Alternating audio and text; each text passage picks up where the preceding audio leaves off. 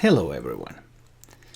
Today I want to talk about a practice that I see being quite prevalent among many companies, and that practice is preferring to hire people who are already experienced in your own industry.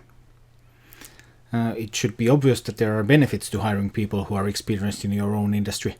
They know how this industry operates, they know how your competitors operate, they know who your competitors are, this sort of knowledge. But you can also take a different approach to this.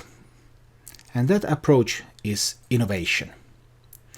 And when you take a look at how innovation works, then actually hiring from within your own industry might be a mistake, especially if you're in an industry where innovation matters.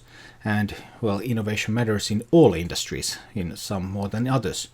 But anyway, let's take a bit deeper look into this. What I have in mind especially is Genrich Altschuler's levels of inventiveness. Genrich Altschuler was a Soviet scientist in the early 20th century. And we know he was a legitimate scientist because, like all good Soviet scientists of that era, he spent some time at the Gulag, so he has to be legit, right? Anyway, Altschuler set out to find out how does innovation work. And his approach on how innovation works consisted of studying patents. So patents have been granted on various subjects, and he wanted to examine these and figure out why these inventions have been made and how they have been made. And according to his study of thousands and thousands of patents, he created his 5 levels of inventiveness. On level 1, which is 32% of patents, these are just routine solutions, adjusting the existing solution somehow, but not really creating any new breakthroughs.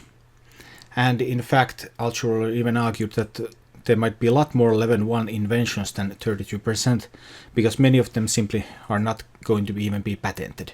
They just don't warrant even a patent, even the procedure of application to a patent. And then at the other end of the scale, we have this level 5 inventions, which are less than 1% of patents. New scientific discoveries. And this is something that all scientists aspire to do, but actually not many of them even achieve that.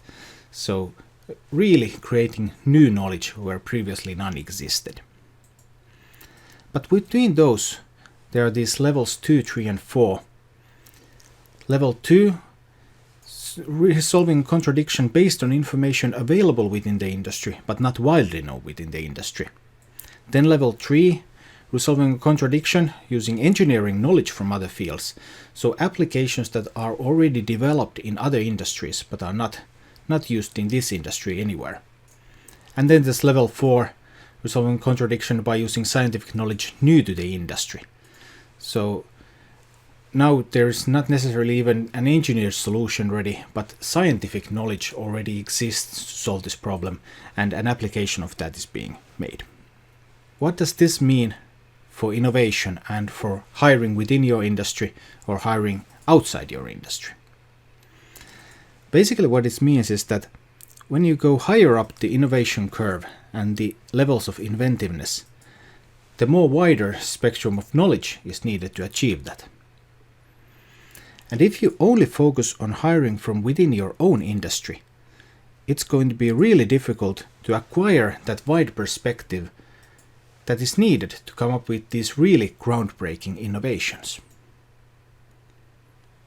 Therefore, hiring from outside your industry, people who know about some other industries, how they work, what can you teach them? You can already teach them obviously how your industry works, but you can't teach people who are working at your company how other industries work. So hiring from outside your own industry might actually be a pretty good deal when it comes to fostering innovation. So, what can you do? You can hire people from other industries or people who are already widely experienced. But then again, finding people who are widely experienced from other industries and your own means that someone else has already done the work of hiring them from the other industry. So those people are pretty hard to come by as well. And another thing you can do is to promote horizontal moves within. By promoting horizontal moves within your company, you will be able to make people have more knowledge and more wider variety of perspectives, even though that doesn't apply to multiple industries, but at least within this industry and within this company, already by getting them into more roles can help them create more, let's say, level 2 innovations, even if they can't reach higher than that. And if you're in the happy position that your company operates in multiple fields, then internal transfers between these can be very fertile soil. So, hiring from your own industry or hiring from outside. Hiring from your own industry does have its benefits, but when you take innovation into account, it might not be the best thing to do. That's something to think about. That was my thought for today. Thank you all for tuning in, and I will see you again next time. Bye bye. Thank you for watching. For more thoughts on lean, strategy and business, please visit my YouTube channel, and if you like what you see, remember to subscribe.